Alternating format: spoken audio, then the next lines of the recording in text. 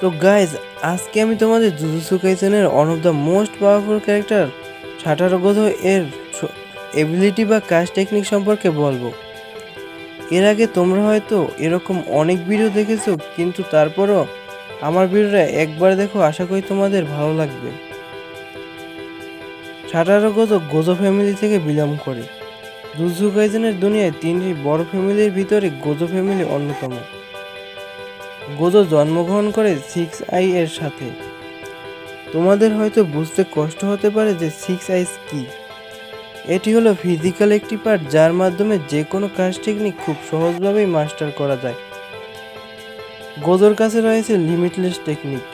যেহেতু গোজোর কাছে 6 আইস রয়েছে, তাই সে খুব সহজেই তার লিমিটলেস টেকনিক ব্যবহার করতে পারে। লিমিটলেস টেকনিকের মাধ্যমে কোনো কিছু আকর্ষণ বিকর্ষণ ও এই ব্লু ও রেড মিলিয়ে তৈরি করতে পারে গোজো হলো পার্পেল, যার সামনে কোনো কিছু এলে তার এক্সিস্টেন্টে এই দুনিয়া থেকে শেষ হয়ে যায়। দ্বিতীয় নম্বর হলো ইনফিনিটি, যার মাধ্যমে গোজোর কাছে আসা যে কোনো ক্ষতিকর বস্তু যা গোজোর ক্ষতি করতে পারে তা খুব স্লো হয়ে যায় এবং এক পর্যায়ে গোজোর কাছে পৌঁছতেই পারে না।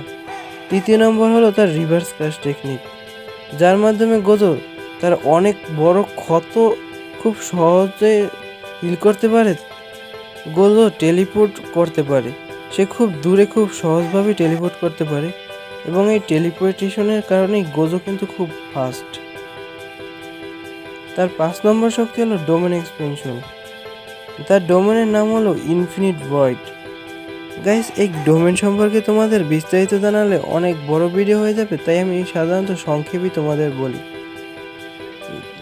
গোজোর ডোমেনের ভিতরে তার এনিমির মাথায় এত জ্ঞান চলে আসে, যার ফলে তার এনিমি প্যারালাইজ হয়ে যায় এবং এক পর্যায়ে আর লড়াচড়া করতে পারে না।